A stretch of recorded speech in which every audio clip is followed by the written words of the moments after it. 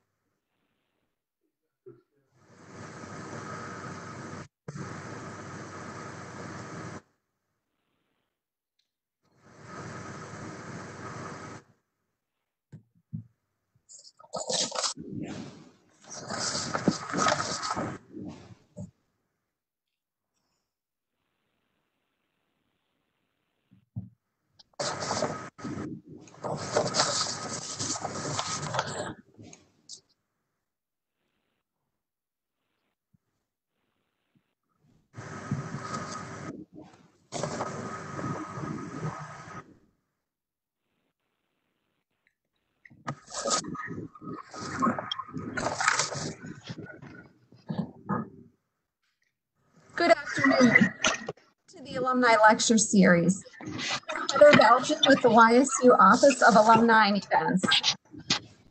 It is my pleasure to introduce Dr. Phillip M. Randall, who is a 1968 graduate of the Beagley College of Education. Dr. Randall will present Enjoy Yourself. It is later than you think. His discussion of whole person planning will emphasize work, health, finances, living arrangements, and leisure time. If you have questions, please type those into the Facebook comments or the WebEx chat. Dr. Randall is an executive coach, international consultant, and public speaker. He is currently managing partner for the Thorndike Group. He has extensive executive experience in Fortune 500 companies. Dr. Randall currently serves as an adjunct fellow at the Institute of Lifespan Development and Gerontology at the University of Akron. On top of all that, Dr. Randall was also a four-year letter winner on the YSU football team during the coaching years of Dyke Beatty. Dr. Randall, welcome. Thank you. Thank you for having me. I'd like to start, however, if I can get my information up on the screen. Okay, here we go. All right. Let's see if I can make it. There we are. All right. Thank you, Heather. I'd like to say, I must say that I'm delighted to be here today, and I relish the opportunity to have this conversation with other alumni and interested parties.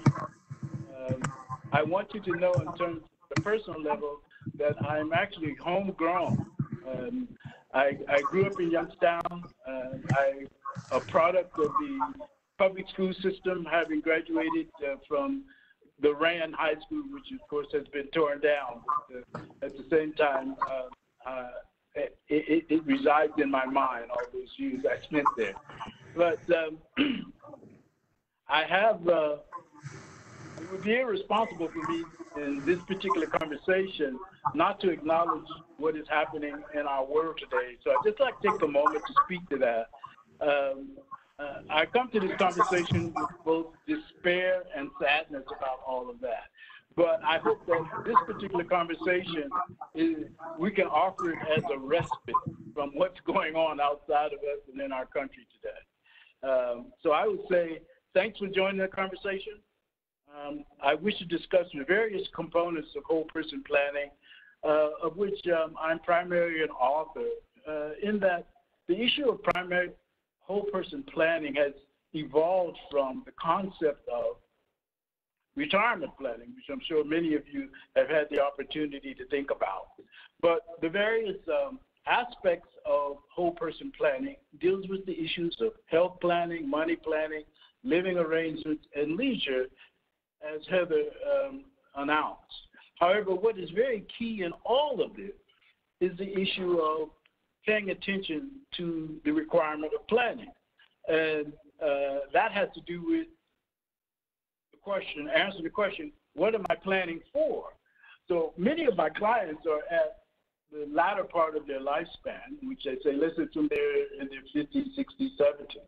But just for the purpose of classification, the 45 to 55-year-old would be classified as the young middle age. The 55 to 60, the 55 to 65 is the middle age, and then 65 and above has now become the middle age. The old middle age, and now you're getting involved in describing old age. So I think it's important to have some perspective and understand where do you find yourself in that scheme of things, and what type of planning for what number of years are you planning for? As a student of this particular process of whole person planning as well as life planning, I've come to know that the average 20-year-old today can anticipate living 100 fit years. So that means they live to be 100 and they're going to be fit. And so the whole concept that many of us, if you're included like myself, in this latter part of your life, you're thinking about what is the length of the plan that you need to devise. The 20-year-old obviously is thinking about maybe working for 80 years. So that idea of going to college, getting a degree, it becomes antiquated. And where you find yourself is that you're in a process of continuous learning. That has evolved, the idea of continuous learning has evolved into the concept of lifelong learning. The idea of lifelong learning has evolved into the concept of growth mindset. So the question is, where are you and what can you be? But in order to bring focus to this whole conversation, if you will, apart from addressing the whole person from a health, money, living, and leisure standpoint, allow me to share with you at the outset the idea of enjoy yourself is later than you think. And several years ago, I embarked upon this discussion. And it starts like this, so I beg your indulgence. Everything is farther than it used to be. It's twice as far from my house to the bus line, and they've added a hill, I just noticed. Buses don't stop for as long either, but I've given up running after them because they get away faster than they used to. It is farther from the first floor to the second floor, and it's becoming difficult to make 2 steps at a time. Have you noticed the small type they're using today? One has to squint to make out the news. No, it's ridiculous to suggest that a person my age needs glasses, but it's the only way I can find out what's happening without someone reading to me, and that isn't much help because everyone seems to speak in such a low voice I can scarcely hear them. Even the weather is changing. The winters are getting colder, the summers are hotter, even the rain is much wetter, and one has to wear boots. And the windows, the way they make them today are more severe. The drafts are more severe. People are changing too. For one thing, they're younger than they used to be when I was their age. However, people my age are so much older than I am. You know, I ran into a friend the other night at a party, and she had changed so much she didn't know me. Put on some weight, she said. This is modern food, I said. You know, I got to thinking about her this morning as I was getting dressed, and I looked at my reflection in the mirror, and you know what? It seems they don't use the same kind of glass in the mirrors anymore. Well, I enjoy telling that story. I think it gives some perspective on where you are and where you've been, and hopefully where you're going.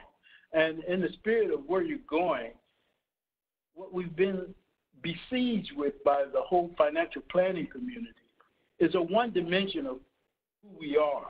And that one dimension of who we are has focused on the issue of money as the key component of planning and successful planning. Well, I argue that that is foolhardy. And the foolhardiness about it is that as human beings, we're multifaceted. And in that state of being multifaceted, we have a multiple number of needs. And so let's talk about them in the sense of their priority, and let's talk about them in the sense of our planning. As I spoke to this idea about how long you're going to live. I guess when I raise that to my clients, I guess I see in their eyes this idea that the wildest flight of their imagination tends not to come up with the prospect of their own demise. So they don't engage in that idea of talking about the end state. They really want to talk about ongoing. Well, the fact is that that's not going to be the case. So a taste of reality is important in terms of what length of time you're going to develop a plan for. So you can think about it in terms of that individual who's in their 50s, they can expect to plan for another 30 years.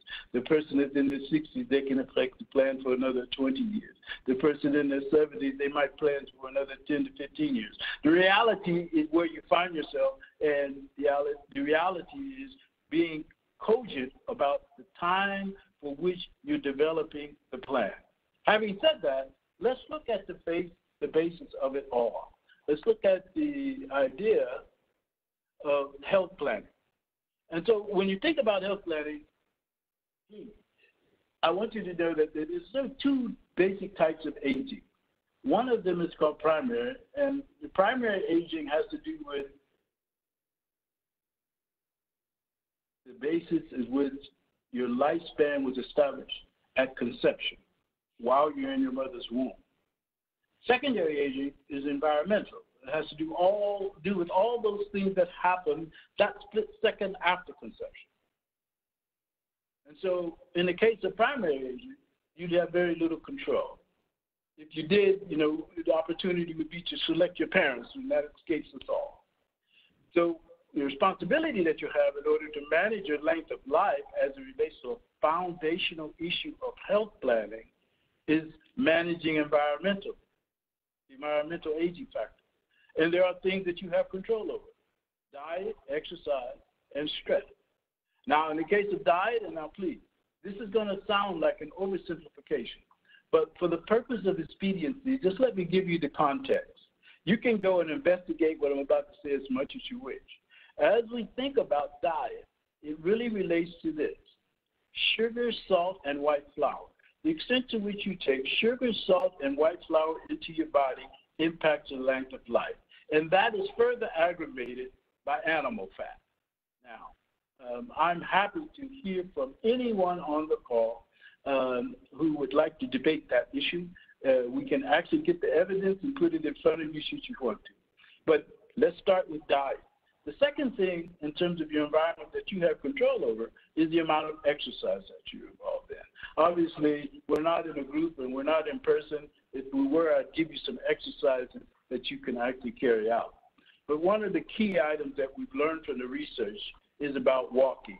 So one of the primary items that you can actually engage in as far as exercise is concerned is daily walking 3 to 5 days a week, 3 to 5 miles a day.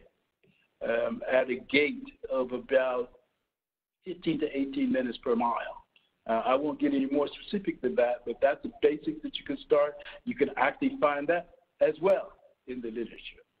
The third item has to do with the management of stress and distress. Well, the key there is that all of us are involved in stress. The question is, what is your ability to cope? As I was growing up, in my family, there was 6, 7, or 8 children all the time. My mother was pretty easygoing and not a problem. But the neighbor just right across the street, she had no children. The idea of one of us going over in her yard would have created stress for her. So, each one of us has a certain level of coping. Now, when your level of stress exceeds your ability to cope, the manifestation is distress. And so I'll ask you a question, and you can raise your hand and tell me, what is the early indications of distress? Well, the early indications of distress, now that I see all the hands up, is irritability. So the question, that is the first behavioral manifestation of having been distressed.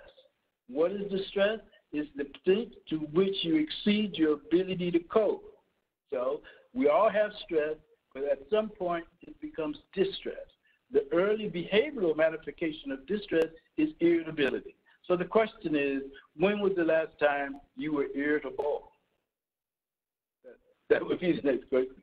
So you begin to look at that. So that nutshell, health planning, thinking about where you are, it's the beginning of all things. The next area would be money planning. Although, as I said to you earlier, the financial planning community would give you the impression that the whole process of your life would be associated with money planning. And the whole idea about retirement, if you put it into your search engine in your computer and you put in retirement, invariably you're going to get issues about investments, money, all of that is because of the indulgence of the society in this issue about life is associated with money.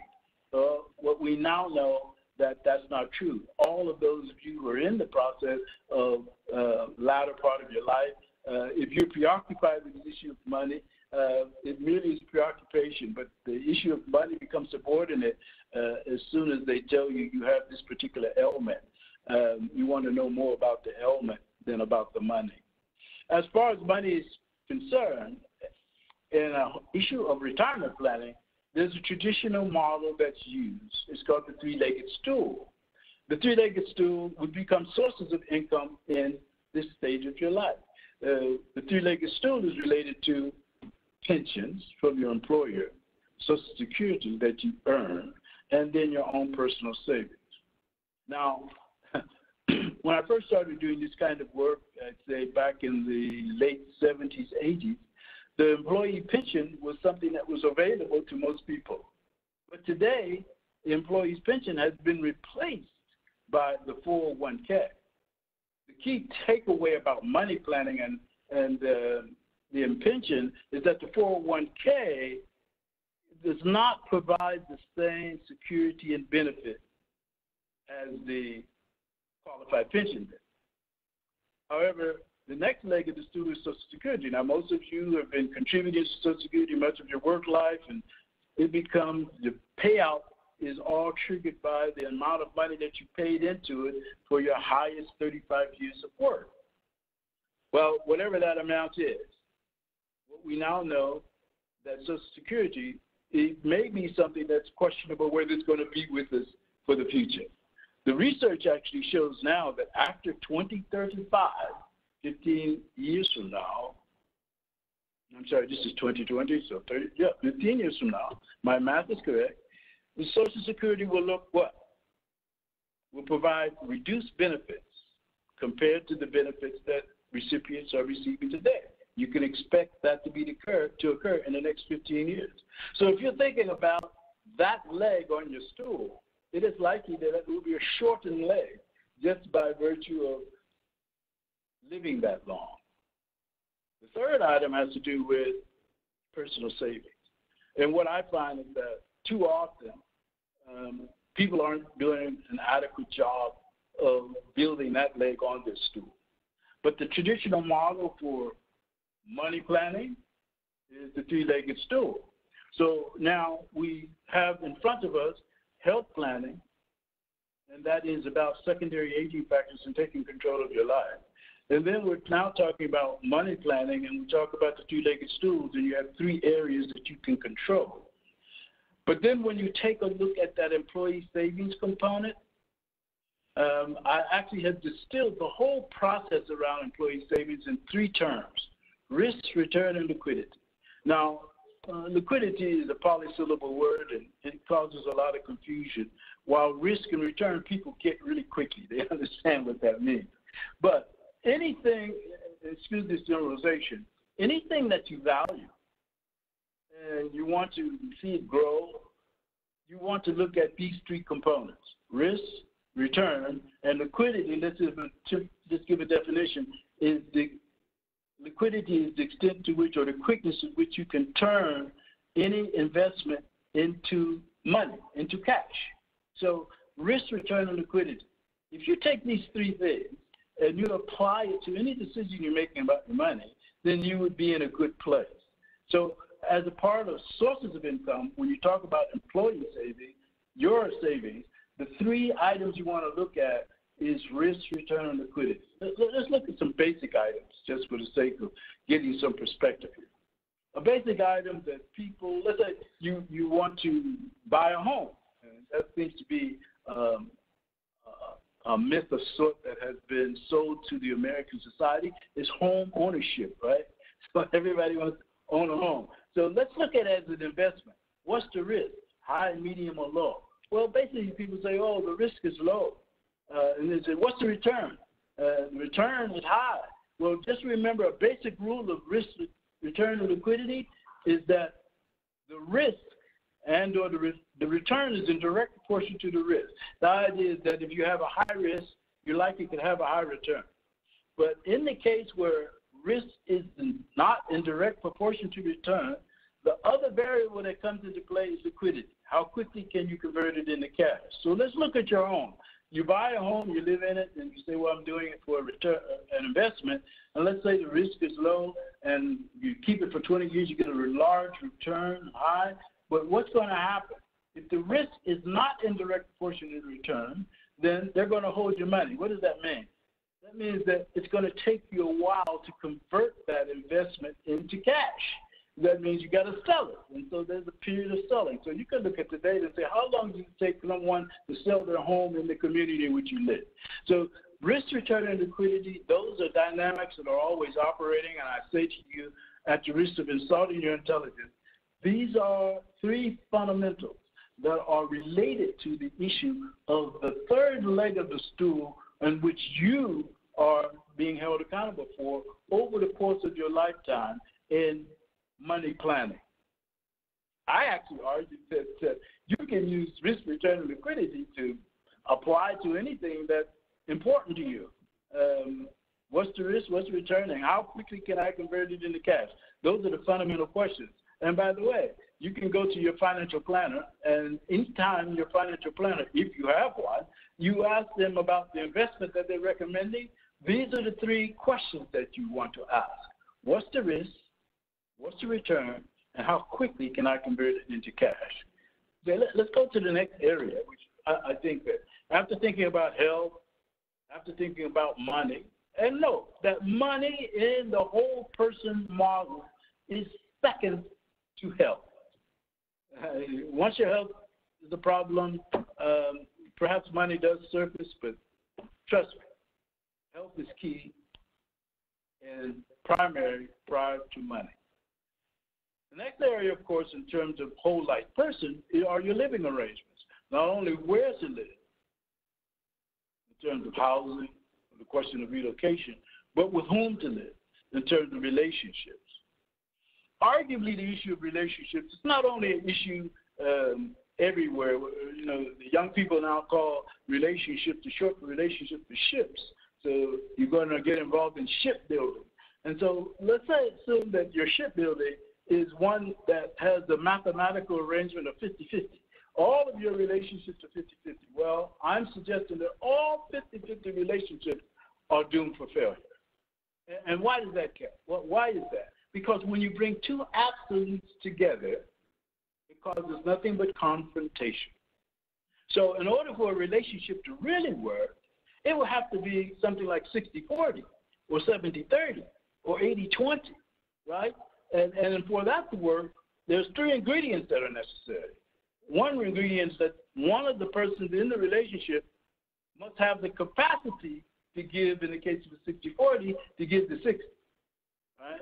But prior to that, they must be able to identify that the other person needs it, all right? So first you got to be able to identify the need. Secondly, you got to say, well, I have a capacity to give it. And then third, do you want to do it, right? So that is very key in relationships. And relationships is key as relates to living arrangements, because as we've noted here in this situation of the pandemic, people have been thrown together, and obviously the relationship has become the major issue. And the idea is, what is now the effectiveness of the relationship? What is the relationship? Is it 50-50? Is it 60-40? Is it 80-20? What is it? And it becomes more and more clear as we're put together for long periods of time. So the issue of relationships, where and with whom. Let's go then to the issue of leisure. What we find is that leisure, although very much associated with the total model of the growth mindset of working and retirement, the key issue around leisure is that leisure in American society has really been defined as rest and recuperation to go back to work. Rest and recuperation to go back to work. So, in fact, few people have adequate leisure skills. The question then you would raise is, when is the last time you took a course in leisure skills? Well, the problem is that few people have adequate leisure skills, but what people do have is great work skills.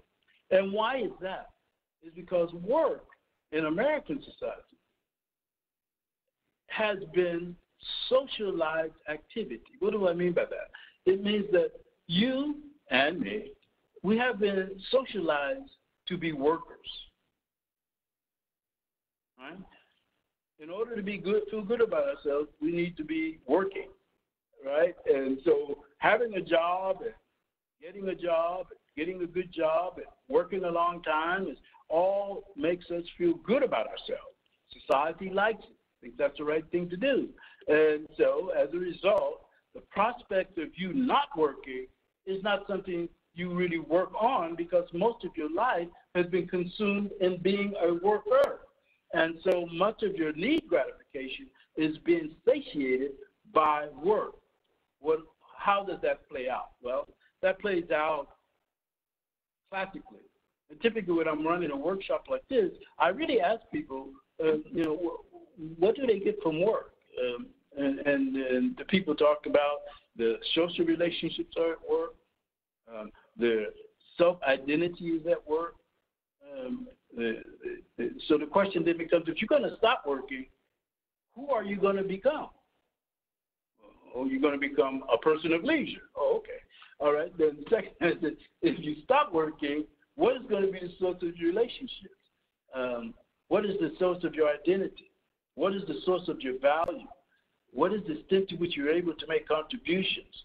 Who are the people that you have relationships with? Well, see, all of this is central to your work.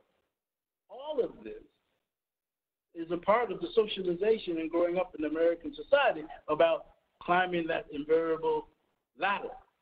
Ladder of what? Ladder at work. All right. So, however, when you begin to entertain the prospect of retirement, which is leaving work, you typically don't have the skills necessary to be successful. That's why I argue and label this particular discussion point as a week full of Saturdays. So just imagine your life becoming a week full of Saturdays. I guess in some cases, the pandemic has thrown people into that state where their life will become a week full of Saturdays. Well, what is Saturday? Saturday is a day of rest and recuperation to get back to work so that, Sunday I'm going to get ready, and Monday I'm off. I'm off to it, back to the good time. All right. However, when in fact you get to the point of retirement, your life becomes merely a continuous Sunday afternoon, and it's endless. And so the idea is that if you have no skills, if you haven't developed skills, haven't put time in developing skills, and all of your life has been focused on being a good worker, the transition is problematic or can be problematic. And so the discussion point then for the whole person planning model is one that embraces the centrality of work in your life, understanding how you're going to meet the needs that have been so met by work for so many years should you stop working.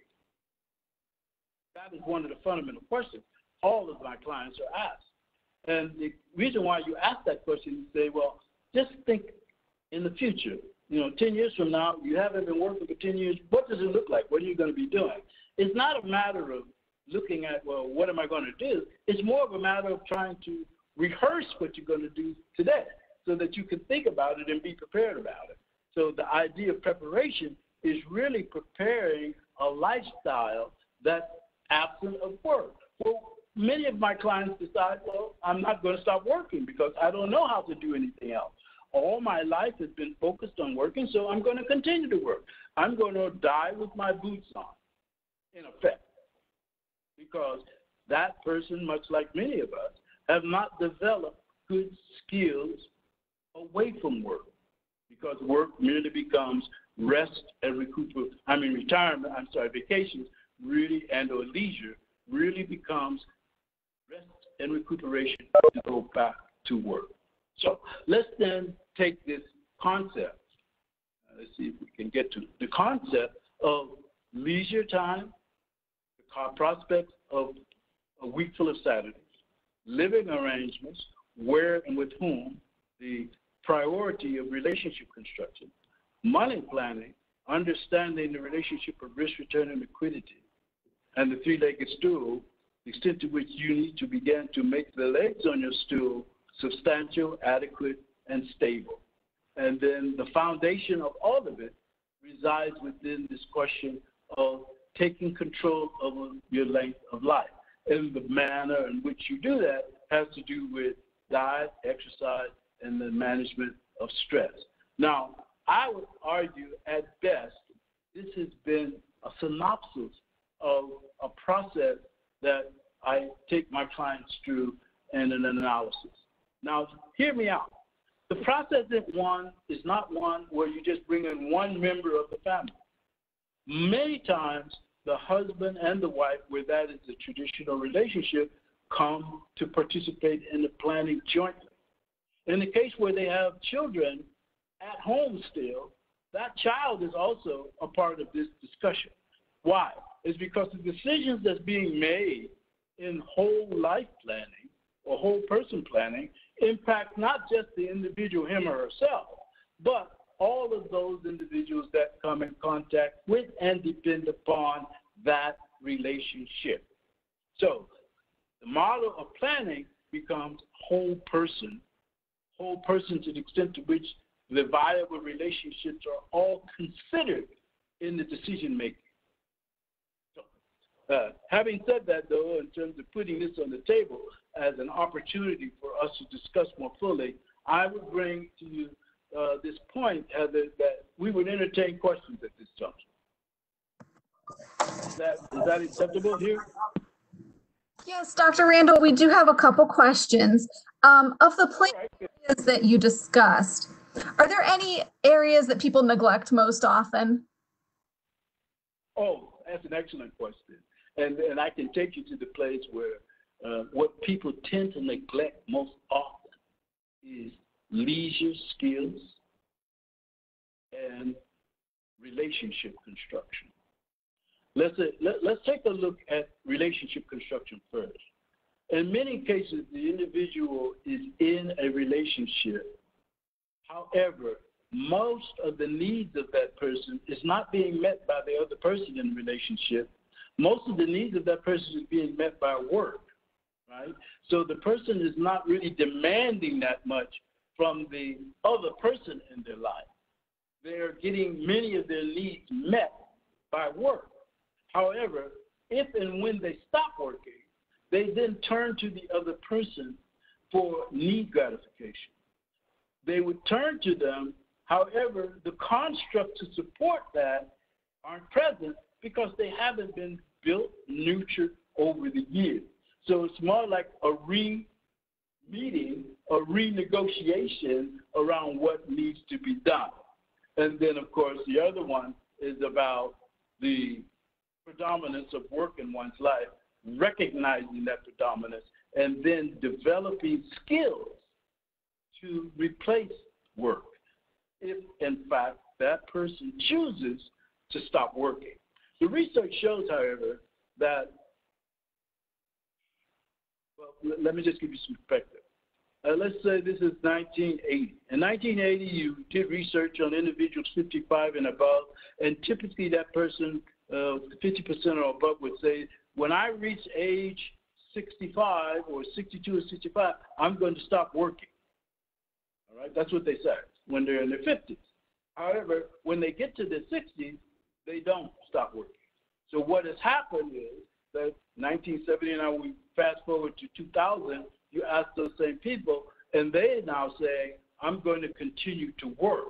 So what you're having is a transition right in front of us that people aren't taking the traditional separation from work, assuming they are physically able to work, and a lot of places people aren't physically able to work, so they stop working because of their physical or their health.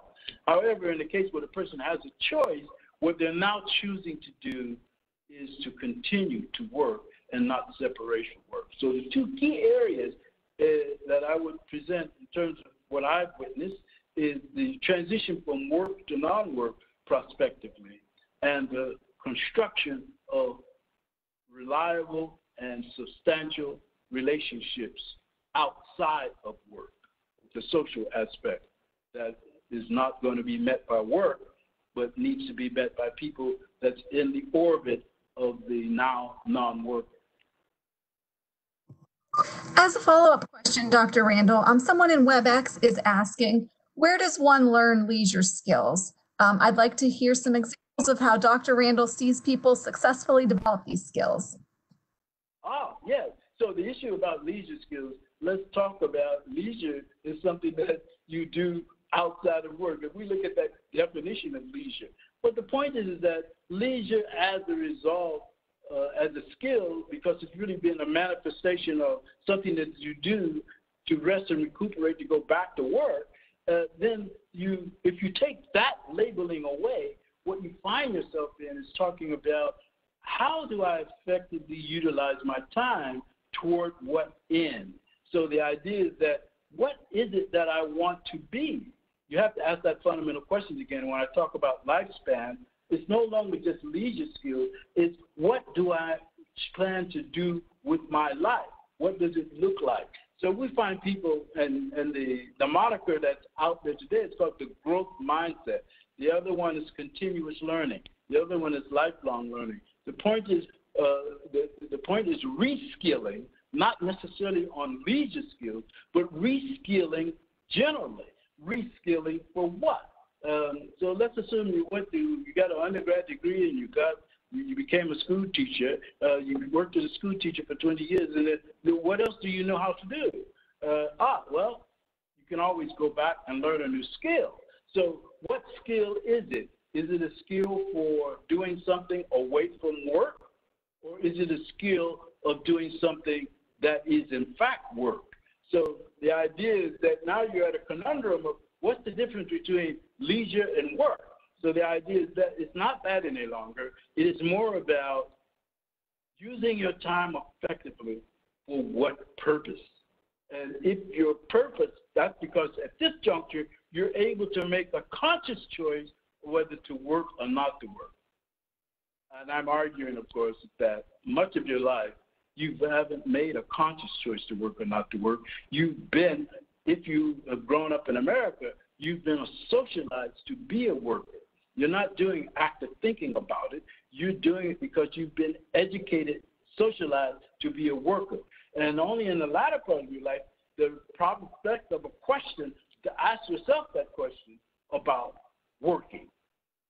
Whether I want to work or not, only because it's been generated by this issue that money is the reason why I'm working.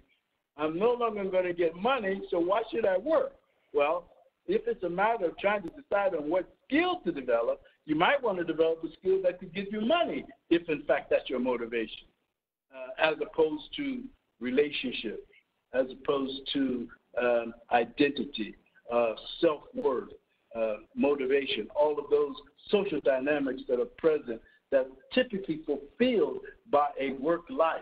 There's no reason why those items cannot be fulfilled by a leisure life should you choose it. But once you make that choice, it is apparent that the labeling will certainly change. It will change from leisure to work.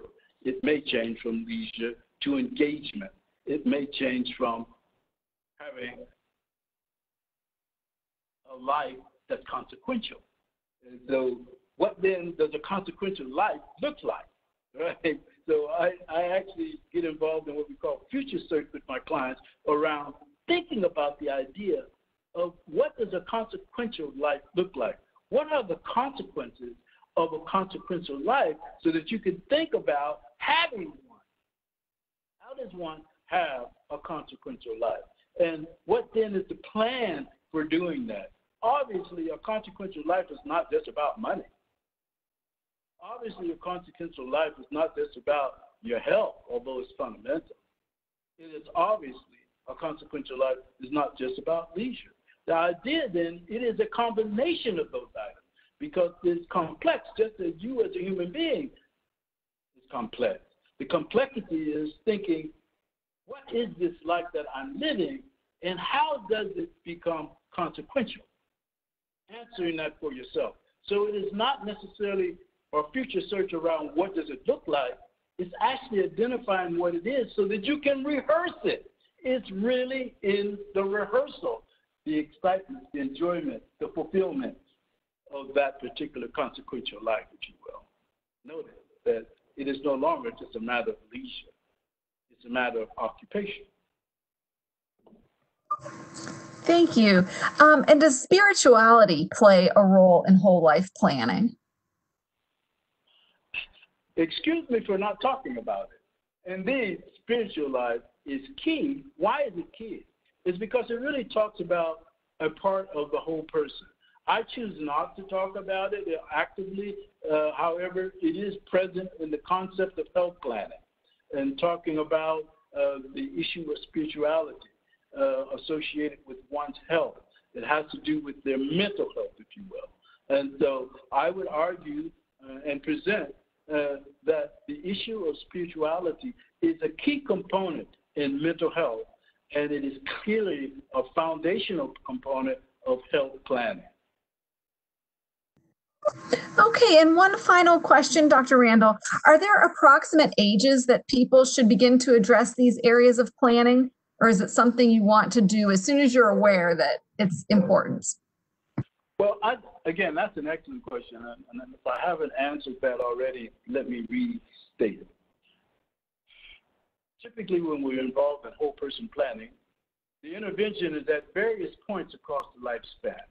For example, if you're a 20-year-old, you certainly have a different set of needs and issues than a 30 or 40-year-old. If you're a 40-year-old, you certainly have a different set of needs, wants, and wishes than a 60 or 70-year-old.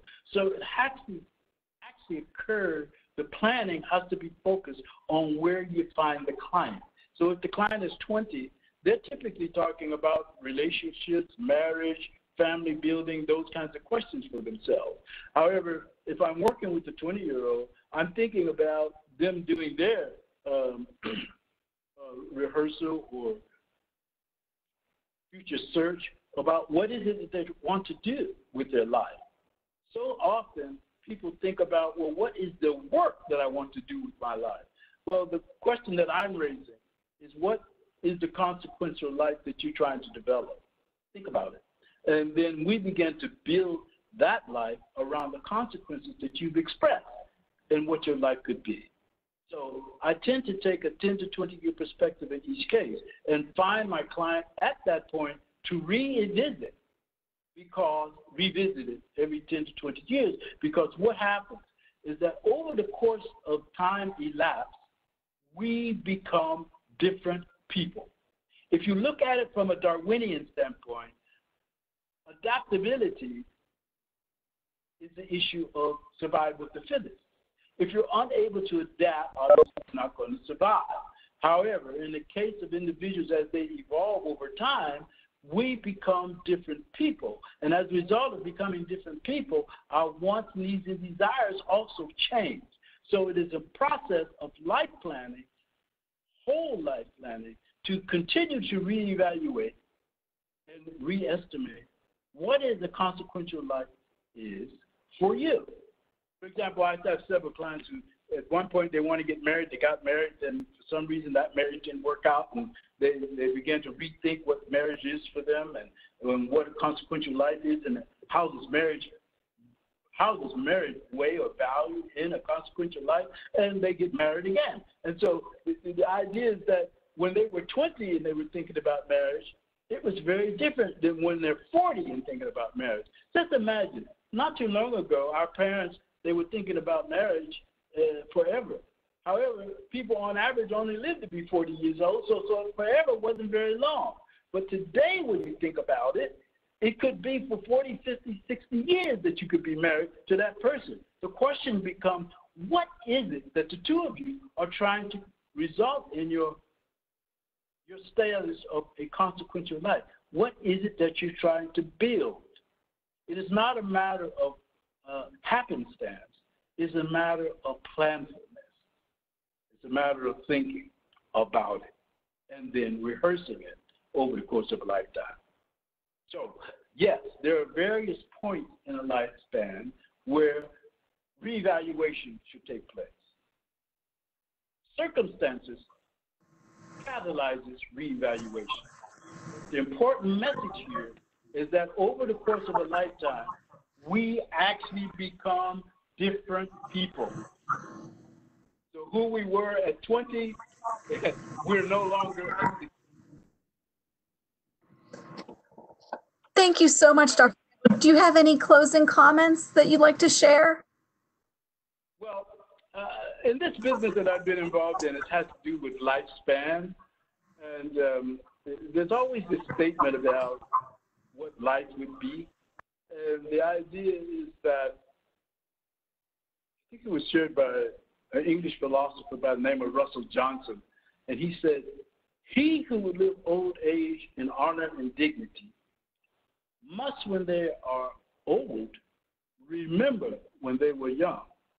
And when they are young, consider that one day they might be old." So that has been so significant for me in lifespan planning. However, in relationship to what's happening in our society, I do wish to leave each and every one who chose to stay on this call with this message. And it is a message that was given to us by James Baldwin, whether you know him or not. And he said this about what's going on. He said, "Not everything that is faced can be changed, but nothing can be changed until it is faced." So I leave you with that. Thank you. Dr. Randall, thank you so much for your insight into how we can improve so many aspects of our lives as we prepare for the future. We really appreciate it. Thank you to all. Thank you, Heather. The next Alumni Lecture Series program will be Thursday, June 11th at 12 p.m. when 1979 graduate Ken Kagi will discuss his research and experience in hydrology.